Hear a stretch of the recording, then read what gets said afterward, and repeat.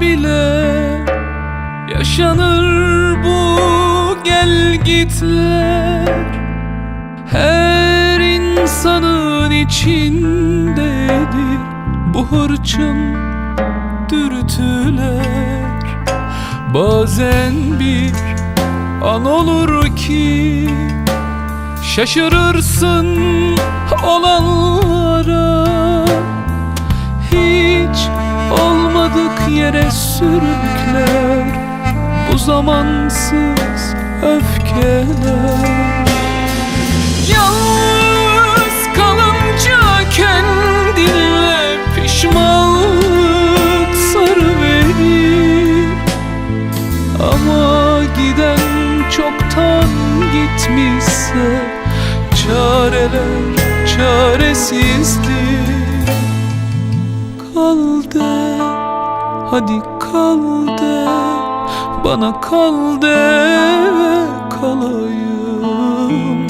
Bana kal de, hadi gitme de, bana kal de, kalayım.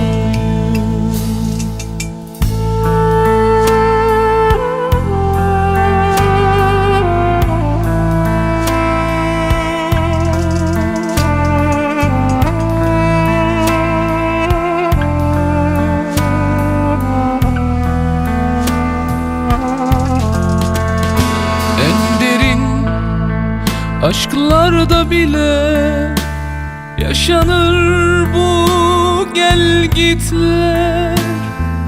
Her insanın içindedir bu hırçın dürtüler. Bazen bir an olur ki şaşırırsın olanlara. Hiç olmadık yere sürükler bu zamansız öfkeler. Yalnız kalınca kendinle pişmanlık sarıverir. Ama giden çoktan gitmişse çareler çaresizdir.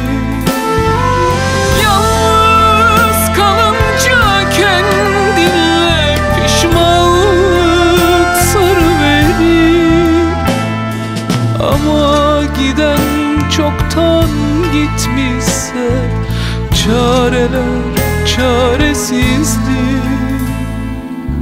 Kal de, hadi kal de, bana kal de, kalayım.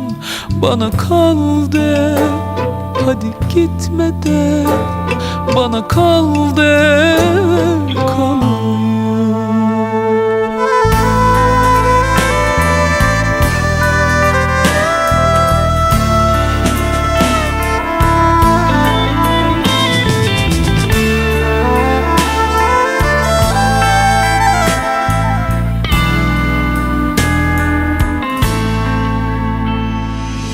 Kal de, hadi kal de,